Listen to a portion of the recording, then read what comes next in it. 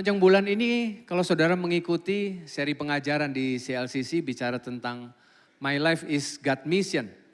Artinya apapun yang Tuhan sedang percayakan dalam kehidupan kita, kita ada dalam rencananya Tuhan. Setuju saudara? Kita ada dalam misinya Tuhan. Kita ada dalam tujuannya Tuhan. Jadi bukan hanya tentang kita, tapi tentang Tuhan di dalamnya. Apapun yang Tuhan percayakan. Keluarga kita, pekerjaan kita, bahkan pelayanan kita ada dalam tujuannya Tuhan. Ya, dan hari ini kita sama-sama akan sharing tentang acceptance, tentang penerimaan. Ya, kita semua senang kalau diterima, betul saudara ya? Kita semua senang kalau kita diterima dalam keluarga, dalam komunitas, dalam banyak hal kita diterima, kita apa yang kita lakukan dipuji, senang saudara, betul ya? Senang kita. Nah, suatu kebutuhan yang wajar. Tapi kalau saudara juga ikuti pengajaran di CLCC, di awal tahun kita sama-sama diingatkan tentang berhala. Ya, dan penerimaan itu bisa jadi berhala loh buat kita. Waktu penerimaan menjadi dasar identitas kita, waktu penerimaan orang lain menjadi keberhargaan kita, kita sedang menempatkan penerimaan menjadi berhala. Hati-hati saudara. Sesuatu yang baik ketika ditempatkan pada porsi yang salah bisa jadi berhala dalam kehidupan kita.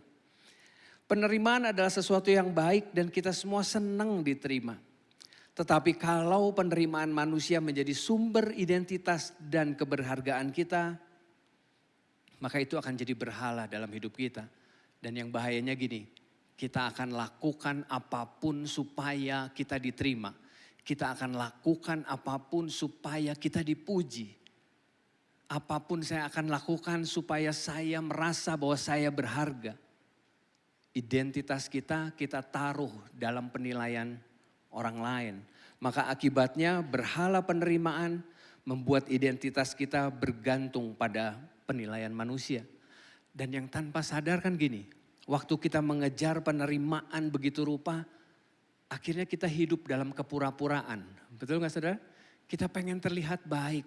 Kita pengen terlihat sopan. Kita pengen terlihat semuanya baik. Apalagi dunia gereja, dunia pelayanan. Kita pengen dong terlihat baik. Akan sangat beda sekali waktu kita ada di rumah. Mungkin berbeda. Apalagi ada di tempat kerja. Beda lagi. Kita memakai topeng-topeng yang berbeda. Itu semua diakibatkan karena gini loh. Kita mengejar penerimaan manusia. Kita mengejar identitas diri kita lewat penilaian manusia.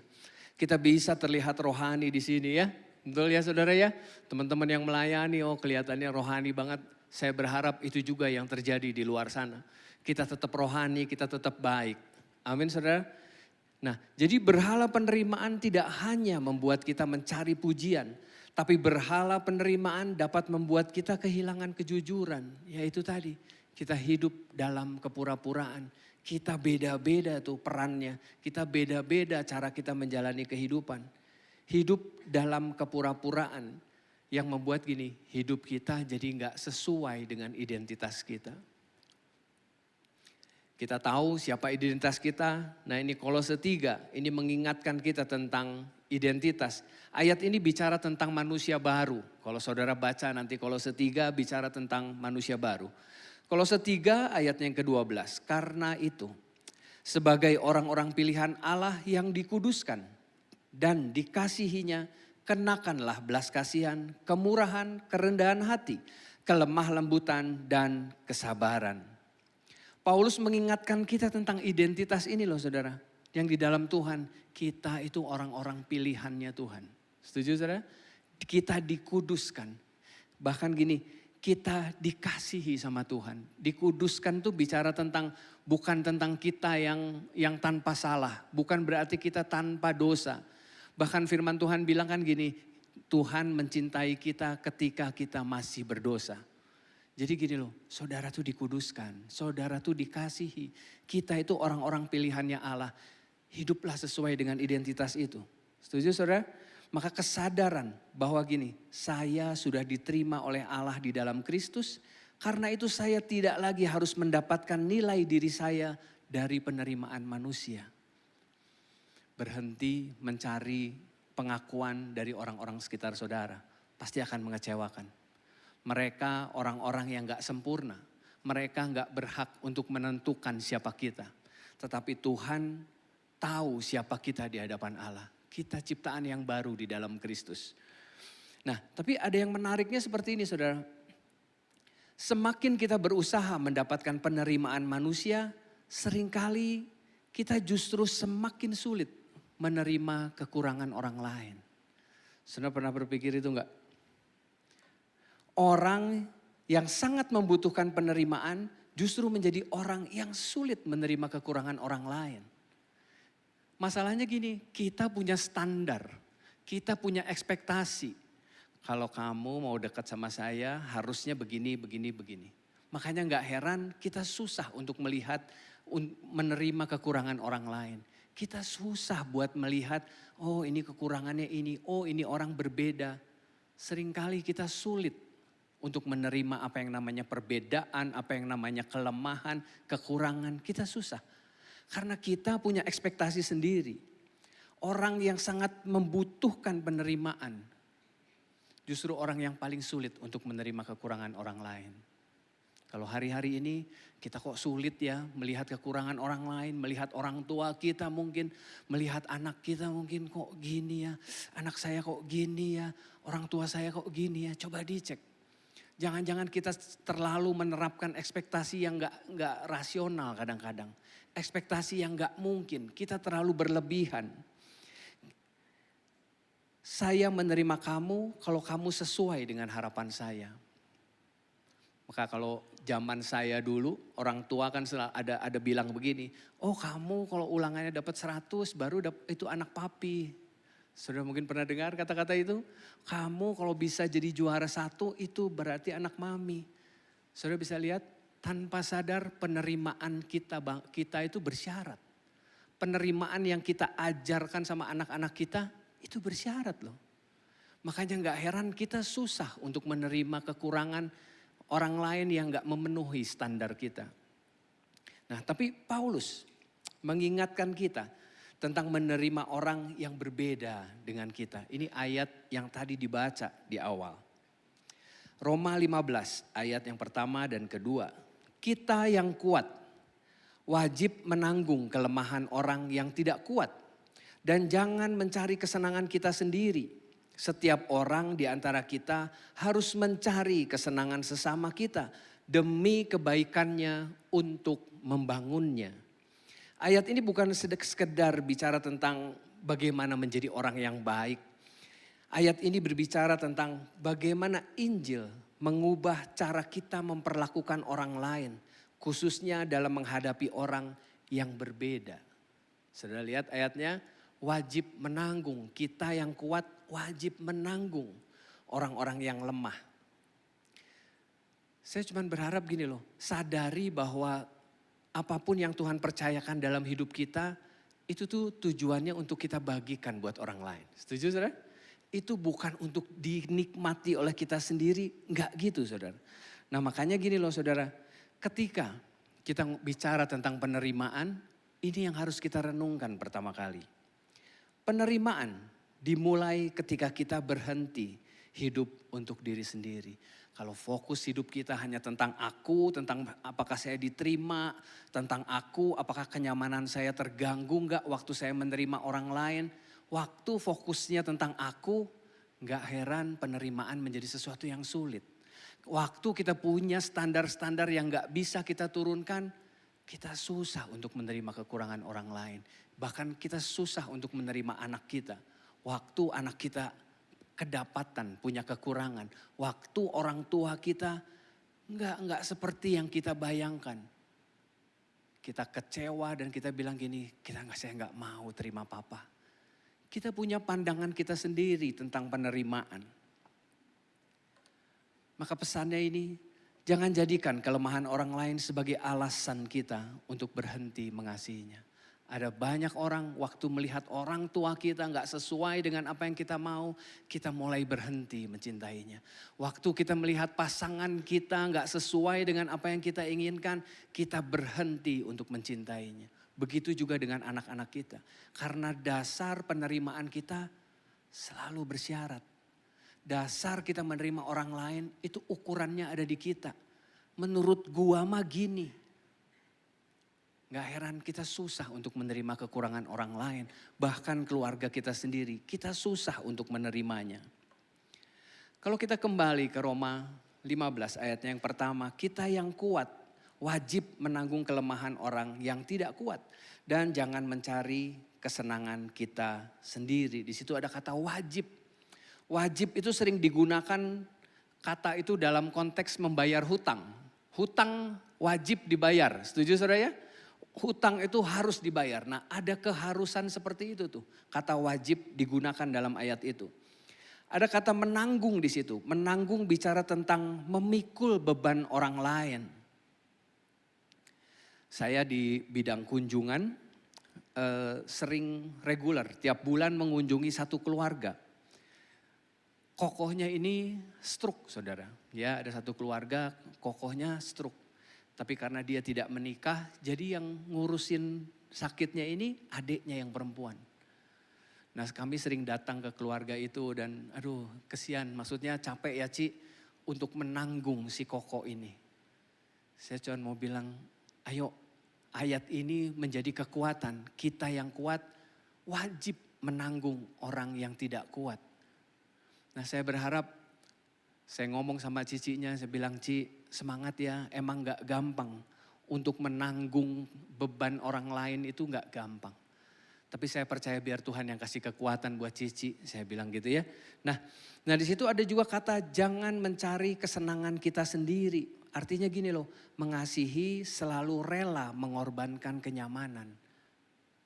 Kalau saya lihat Cici itu, dia mengorbankan kenyamanannya. Dia harus cari uang, ada waktu yang dipakai untuk ngurus kokonya. Ada banyak hal yang dia korbankan dan saya tahu itu semua gak nyaman.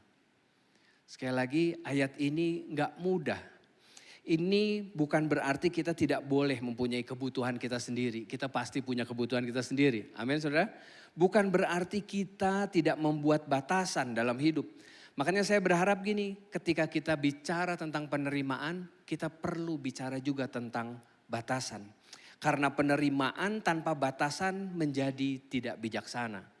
Setuju gak saudara? Kita hidup pasti punya batasan. Saya senang main badminton saudara. Di lapang kan ada garisnya, betul saudara? Di lapang itu kan ada garisnya. Artinya gini, yang di dalam lapangan ini menjadi tanggung jawab saya. Tapi kalau bolanya ada di luar garis itu bukan tanggung jawab saya. Saudara dapat pengertian artinya batasan? Batasan memperjelas bagian mana yang menjadi tanggung jawab saya. Batasan juga menunjukkan apa yang bukan menjadi bagian saya. Makanya konsep penerimaan itu harus disertai dengan batasan. Dalam artian gini, buatlah batasan yang bijaksana. Setuju saudara? Jadi akhirnya gak gini, gak kita menerima semua orang kita terima. Enggak, buatlah batasan yang bijaksana. Cuman pesan saya gini, batasannya jangan terlalu kecil. Ini mas saya cuma segini aja, di luar itu saya gak tahu. Buatlah bijaksana. Sekali lagi penerimaan selalu menggoncang kenyamanan saudara. Jangan takut untuk tergoncang kenyamanan saudara demi penerimaan. Tapi buatlah batasan yang bijaksana. Makanya penerimaan bukan berarti kita harus selalu menyenangkan semua orang. Setuju saudara? Penerimaan tuh konsepnya bukan berarti saya harus menerima, menyenangkan semua orang. Enggak. Buatlah batasan yang bijaksana. Sekali lagi, ayat ini hanya ingin menunjukkan gini loh. Jangan menjadikan kenyamanan diri sendiri sebagai alasan kita enggak mau berbagi hidup dengan orang lain. Ada orang kan begitu ya. Pokoknya kenyamanan saya tidak boleh diganggu. Segini aja saya mah. Disuruh pelayanan, enggak segini aja. Disuruh apa? Enggak segini aja.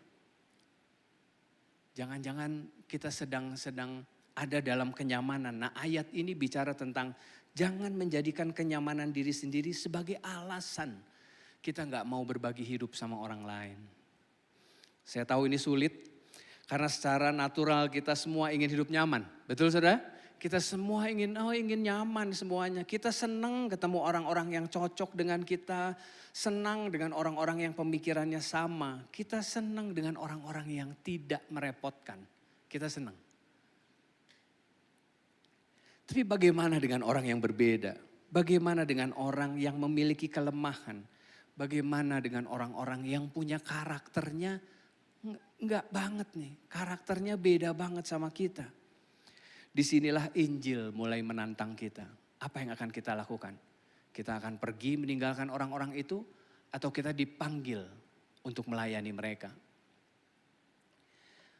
Artinya gini, ada harga yang harus dibayar dalam penerimaan. Setuju gak saudara?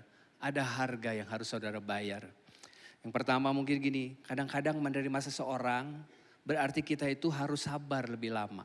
Setuju gak saudara? Kita ketemu orang yang ngeselin, yang nyebelin, tapi kita tetap harus ketemu. Karena orang itu ada di rumah saudara misalnya, kita perlu sabar lebih lama. Lagi-lagi saya cerita tentang bulu tangkis, tentang badminton ya. Saya punya grup badminton tuh sekitar 10 tahun lebih lah. Udah 10 tahun lebih orangnya sama begitu ya. Dan dalam grup itu ada satu orang yang nyebelin gitu saudara.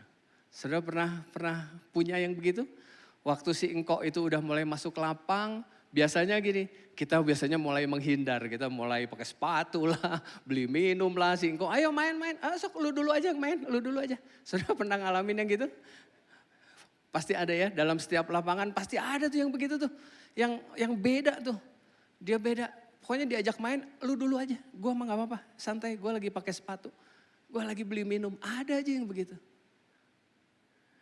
Dan orang itu ada terus sama-sama dengan kita saudara. Sama dengan grup saya. Artinya gini, kita perlu sabar lebih lama itu. Kita gak tahu sampai kapan, kita perlu sabar lebih lama. Karena kita tahu main sama si engkok ini mah aduh cerewet pisan, apa juga salah.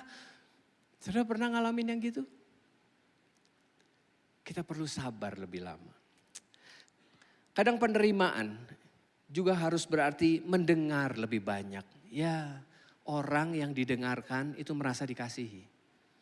Ya, pulang dari tempat ini, saudara ke keluarga saudara, coba dengerin mamah saudara, dengerin papa saudara, dengerin anak-anak saudara, coba dengarkan mereka. Mereka mungkin pengen cerita sesuatu. Kadang kita yang gak mau beri waktu buat mereka untuk mendengar apa yang sedang mereka rasa. Penerimaan selalu bicara tentang waktu yang diberikan juga. Ayo dengarkan mereka. Ya, penerimaan kadang berarti kita harus mengampuni lagi. Iya. Karena kita ketemu dengan orang-orang yang berbeda dengan kita, yang punya kelemahan dengan kita, makanya mengampuni itu harus yang terus menerus terjadi. Kadang penerimaan harus berarti juga gini, menahan kata-kata yang sebenarnya ingin kita keluarkan. Omongan kita loh yang perlu kita jaga. Seringkali kan kita kalau menghadapi kekesalan itu mulut tuh melepaskan kata-kata yang gak pantas. Betul gak saudara? Kamu gitu aja gak bisa, kayak gitu aja masa harus gua yang ngerjain. Kita kasar, hati-hati dengan kata-kata. Karena kata-kata yang saudara lepaskan itu gak bisa ditarik kembali. Itu prinsip kata-kata, betul saudara ya? Apa yang sudah dilepaskan itu gak bisa kita tarik kembali.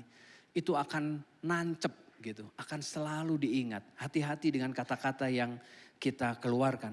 Nah, kalau kita menerima orang-orang yang sesuai dengan ekspektasi kita, gampang saudara. Kita gak usah bahas banyak tentang penerimaan, sangat mudah.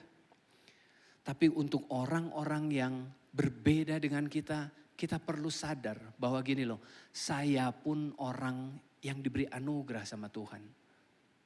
Kita semua orang-orang yang diampuni sama Tuhan, setuju saudara?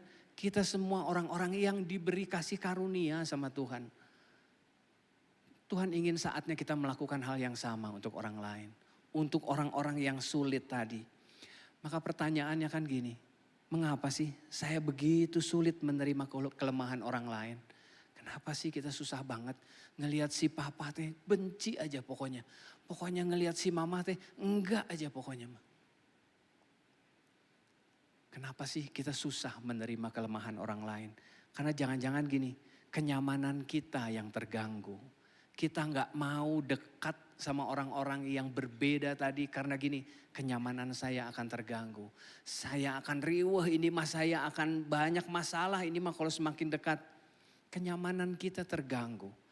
Atau mungkin ada kesombongan yang membuat kita sulit menerima kekurangan orang lain.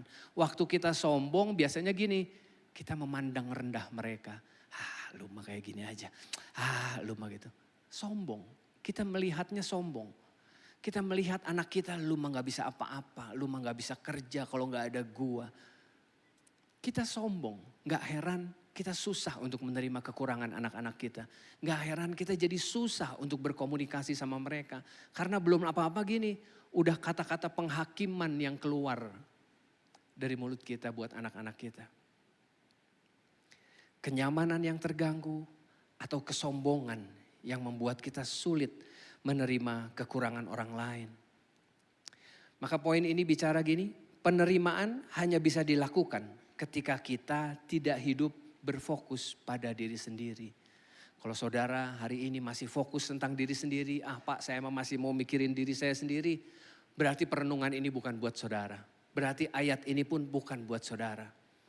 Karena ayat ini, perenungan ini hanya untuk orang-orang yang gak mau fokus dengan diri sendiri. Tapi gini loh, mulai mikirin kehidupan orang lain. Mulai mikirin orang tua, anak-anak. Mulai mikirin orang-orang di home.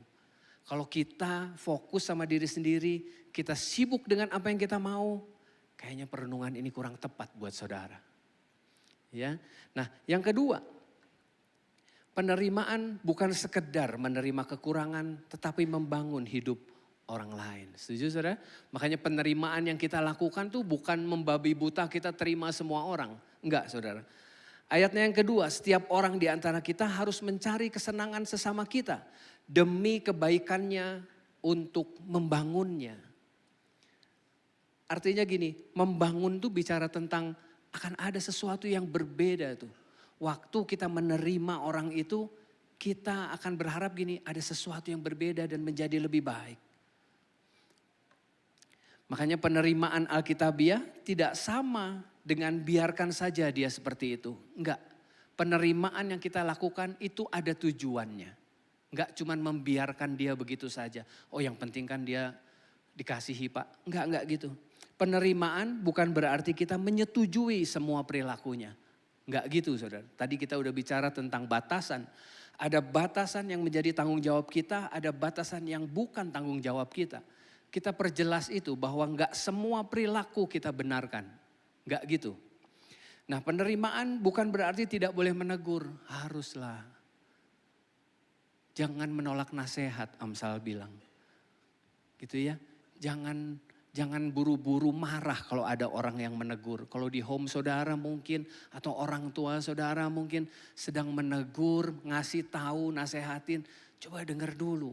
Jangan buru-buru marah, jangan buru-buru akhirnya pindah home, saudara pindah gereja lagi. Jangan buru-buru gitu saudara. Coba dengerin dulu. Jangan menolak teguran, karena teguran yang penuh kasih harusnya membawa pada pertobatan. Penerimaan bukan berarti semua yang dilakukan seseorang harus dikatakan benar. Harus kita katakan iya benar, iya benar. Saya cuma mau ingatkan, kasih tanpa disiplin jadi kebodohan. Setuju saudara? Oh yang penting kan saya mengasihi Pak, yang penting mengasihi. Ngasih tanpa hikmat jadi kebodohan saudara. Saya mau cerita tentang kebodohan. Di rumah saya ada dogi saudara, dogi kampung sih. Cuman itu dogi kita sayang banget sama dia. Istri saya dan saya tuh sayang banget sama dogi itu. Dogi kampung biasa sih. Jadi kalau dia mepet-mepet gitu dekat gitu ya, kita elus-elus, saya kasih makan. Nanti jalan lagi, dia ikut lagi kemana, saya kasih makan lagi. Sehari itu bisa 2-3 kali kasih makan. Dan saya lakukan itu bertahun-tahun saya lakukan itu. Dan hari ini dogi itu jadi gemuk banget. Jadi gendut banget.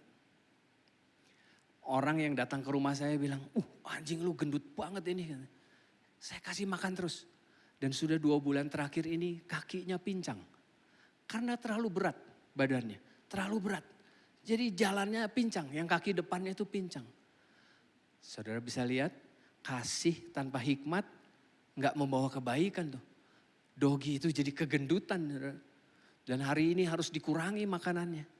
Saya cuma mau bilang, kasih dan disiplin harus dikerjakan bersama-sama. Setuju saudara? Nggak bisa kita hanya mengasihi tanpa mendidik, tidak membawa kebaikan. Akhirnya dogi saya nggak bisa jalan. Nah, kasih tidak hanya berkata aku menerima kamu. Tapi kasih juga berkata aku ingin melihat kamu jadi lebih baik.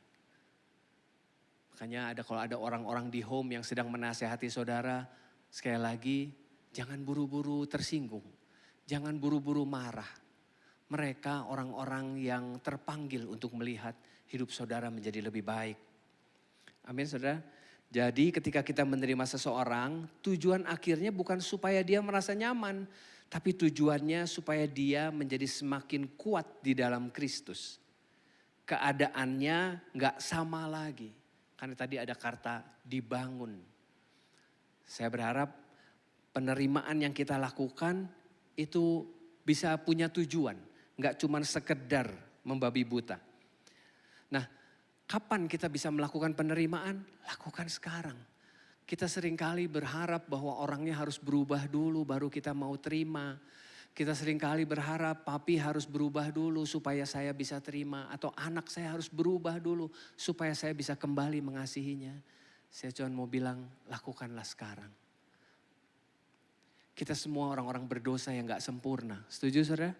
Lakukan apa yang saudara bisa lakukan hari ini. Ayo kerjakan hari ini. Pulang dari tempat ini, ayo lakukan praktek kasih buat mereka. Roma mengingatkan kita lagi. Roma 15 ayat 7. Sebab itu, terimalah satu akan yang lain. Sama seperti Kristus juga telah menerima kita untuk kemuliaan Allah. Artinya gini loh, Kristus menerima kita ketika kita masih berdosa. Kristus menerima kita ketika kita masih banyak bikin kekacauan. Kristus sudah menerima kita. Artinya gini loh, lakukan hal yang sama buat orang lain. Gak usah menunggu semuanya serba ideal. Gak usah menunggu semuanya serba udah baik baru saya mau menerima. Kayaknya gak akan terjadi deh saudara. Mau gak kita ambil keputusan bahwa kehadiran kita untuk keluarga kita itu membawa kebaikan loh. Maka pertanyaannya seperti ini.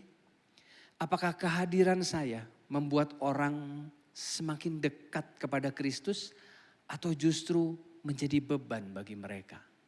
Coba dicek. Apakah keberadaan saudara dalam rumah saudara itu sedang membawa Kristus masuk ke dalamnya atau sebaliknya? Orang-orang di rumah saudara nggak melihat Kristus sama sekali. Bahkan gini, saudara jadi beban buat mereka. Apakah home yang saudara ikuti hari ini, apakah terberkati dengan kehadiran saudara? Atau jangan-jangan home itu malah jadi kacau, malah jadi beban menerima saudara masuk ke dalam home. Coba dicek ya, mungkin kita perlu merenungkan kehadiran kita dalam satu komunitas. Dan ini mungkin yang harusnya kita katakan. Ajar saya melihat kelemahan orang lain dengan belas kasihan, bukan dengan penghakiman. Setuju saudara? Ajar orang melihat kelemahan orang dengan belas kasihan. Belas kasihan tuh bicara tentang gini loh. Kita tahu keseluruhan ceritanya. Dulu saya sekolah, saya satu geng ada 4 orang saudara. Saya ada 4 orang. Nah ada 1 orang ini, dia tuh kalau pulang sekolah gak langsung pulang. Dia pasti ikut dari salah satu teman-teman kita ini. Jadi hari ini dia ikut ke rumah saya, besok dia ikut ke rumah teman saya yang satunya, besok dia ikut lagi ke rumah teman yang satunya. Terus begitu setiap hari muter aja gitu kalau udah pulang sekolah. Dan setiap kali datang ke rumah kami, dia pasti minta makan. Gue pengen makan dong, makan. Nanti besok pindah ke rumah yang teman saya satunya, gue pengen makan dong, makan. Jadi dia bisa terus makan siang tuh gratis aja terus gitu, gratisan terus. Lama-lama kan kita kesel saudara. Punya teman kayak gitu. Saya bilang ini teman kurang ajar nih. Ini kok teman jadi minta makan terus nih. Terus minta makan tiap hari muterin teman-teman kita minta makan. Kita mulai menghakimi dia. Ini teman gak bener nih, manfaatin nih. Sampai suatu hari kita punya kesempatan datang ke rumah dia. Dan ternyata rumahnya tuh kecil banget dan isinya banyak banget. Adik kakaknya tuh banyak banget orangnya. Dan kalau dia pulang sekolah, dia lihat di meja makan itu gak ada makanan. Udah keburu habis sama orang-orang yang ada di rumah. Itu sebabnya dia cari makan di rumah kami. Dia makan di rumah saya, dia makan lagi di rumah. Itu sebabnya itu yang dia lakukan. Semenjak kami tahu itu yang terjadi, kami gak menghakimi dia lagi. Bahkan kami sepakat bilang ya udahlah dia mau makan, makanlah. Gak apa-apa yuk kita makan aja. Saudara dapat gambarannya? Belas kasihan bicara tentang gini loh. Kita tahu keseluruhan ceritanya sehingga kita gak mudah menghakimi orang lain. Kenapa kita gampang menghakimi orang lain? Karena jangan-jangan kita gak tahu keseluruhan ceritanya, kita udah ngomong aja. Sudah dapat gambaran tentang belas kasihan? Belas kasihan bicara tentang kita tahu keseluruhan ceritanya. Maka kita harusnya gak akan jadi orang yang gampang untuk menghakimi orang lain. Ajar saya menegur tanpa menolak. Coba dicek teguran, kritikan yang kita sampaikan hari-hari ini. Itu maksudnya untuk membuat dia menjadi lebih baik. Atau kita ingin menolak dia untuk pergi jauh dari hidup kita. Coba dicek. Ajar saya mengasihi tanpa membenarkan dosa. Ya, kita membenci dosanya tapi kita mengasihi orangnya. Kan gitu ya prinsipnya. Ajar saya membangun hidup orang lain bukan menghancurkannya. Dan kalau hari ini kita bahas tentang start from home, tentang rumah kita. Mau gak kita sama-sama merenungkan keberadaan saya di rumah saya itu sebetulnya sedang membangun keluarga saya gak ya? Atau malah saya sedang menghancurkan keluarga saya. Lewat keputusan, lewat perilaku, lewat perkataan yang saya lepaskan di rumah. Apakah saya sedang membangun rumah saya menjadi sesuatu yang baik? Atau sebaliknya, saya sedang menghancurkan keluarga saya sendiri. Saya berharap kita bisa menjadi orang-orang yang mau berbagi hidup sama orang lain. Betul saudara? Nah karena ini, orang yang paling mengerti kasih karunia adalah orang yang paling mampu memberikan kasih karunia bagi orang lain. Setuju saudara? Orang gak terkesan dengan sekolah saudara, dengan apapun, dengan uang saudara mungkin. Tapi kalau saudara hidup gak penuh kasih sama orang lain, orang gak akan peduli sama saudara. Dia gak akan memandang saudara sebagai orang yang mengenal Kristus. Tapi kasih karunia yang kita dapat harusnya gini loh, menjadi alat untuk kita bagikan untuk orang lain. Kasih karunia yang kita dapat dari Tuhan harusnya gak kita nikmatin sendiri, tapi kita bagikan sama orang lain. Makanya orang yang paling mengerti kasih karunia itu bukan sekolah Alkitab yang tinggi-tinggi, bukan yang renungannya hebat-hebat. Enggak, bukan gitu saudara. Tapi adalah orang yang paling mampu memberikan kasih karunia bagi orang lain. Saya tahu di grup-grup WA akan ada banyak orang yang ngirim renungan yang seperti itu. Saudara pasti lakukan juga di home seperti itu. Ada banyak orang yang ngasih renungan-renungan. Saya pernah tegur satu home leader, saya bilang, kamu kalau mengirim renungan, kamu baca dulu gak renungan itu? Atau kamu template, kamu ambil dari mana terus kamu masukin ke situ. Karena seringkali kan gini, apa yang dimasukkan ke dalam grup itu berbeda dengan apa yang dilakukan. Saudara pernah ngalamin yang gitu? Renungannya sih bagus, kelakuannya gak bagus. Saya cuma mau bilang, Injil yang terbaik adalah Injil yang dibagikan untuk diri sendiri terlebih dahulu. Sebelum dibagikan ke orang lain. Setuju saudara? Jangan buru-buru kita masukin ke grup, ini bagus nih renungan nih. Buat si Enci ini bagus nih, masukin. Buat si Engko ini masukin, bagus nih. Enggak. Injil yang terbaik adalah Injil yang dibagikan untuk diri sendiri. Ayo kunyah dulu Injilnya, baru kita bagikan. Jangan sampai gini, orang-orang akan tersakiti dengan renungan itu karena ketahuan saya tidak pernah melakukan apa yang saya kirim renungannya. Ini mah cuman lagi ngejar setoran aja. Orang yang paling mengerti kasih karunia adalah orang yang paling mampu memberikan kasih karunia bagi orang lain. Makanya penerimaan bukan sekedar menerima orang yang berbeda. Tapi apakah saya rela melepaskan kenyamanan saya supaya orang yang berbeda dapat bertumbuh. Penerimaan yang kita lakukan tujuannya ini, supaya membuat orang itu bertumbuh. Keadaannya berbeda. Ini yang terakhir. Kita diterima oleh Kristus. Amin saudara? Kita diterima. Dosa sebesar apapun kita datang sama Tuhan. Yesus mati di atas kayu salib. Kita diterima sama Tuhan. Kristus mengampuni kita. Dan itulah yang memampukan kita untuk bisa menerima orang lain. Dan bersama-sama kita dibangun menjadi semakin serupa dengan Kristus. Amin saudara? Tujuan penerimaan itu untuk membangun orang dalam keserupaan Kristus. Tujuan kita menerima bukan hanya kasih yang buta, yang hanya tahu mengasihi doang. Enggak. Tujuannya kita pengen membangun orang itu supaya mereka bisa semakin mengenal Kristus. Amin saudara? Saya berharap kita bisa menjadi orang-orang yang ayo lakukan. Sharing ini bukan tentang teori, sharing ini bukan tentang pengajaran. Sharing ini harusnya menjadi sebuah perilaku untuk kita kerjakan di luar sana. Amin saudara. Tuhan Yesus memberkati.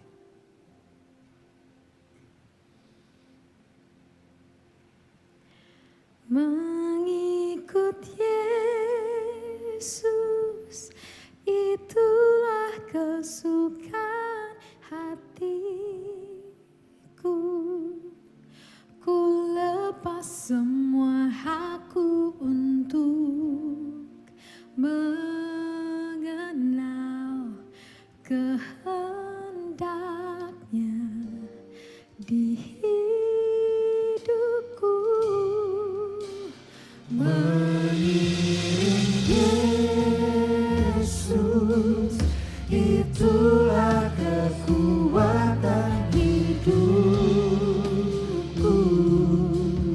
Ku yakin anugerahnya mampu jadikanku hamba yang berkenan selalu mengikut Yesus. Itulah kesukaan hatiku. Ku lepas semua hakku untuk mengenal kehendaknya hidupku. Mengiring Yesus itulah kekuatan hidupku. Ku yakin anugerahnya mampu jadikanku hamba yang berkenan selalu.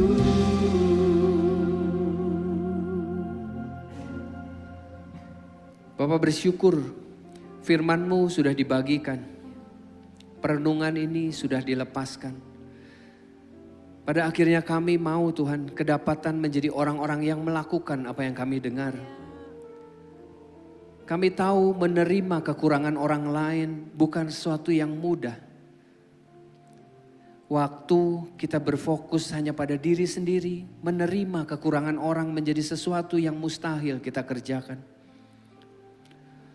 Tapi biarlah Roh Kudus yang menolong, Roh Kudus yang menuntun, menginsyafkan kami akan dosa. Mampukan kami memiliki hati yang luas, menerima perbedaan, menerima kekurangan, kelemahan orang-orang lain. Bahkan keluarga kami sendiri, orang tua kami. Tuhan terima kasih.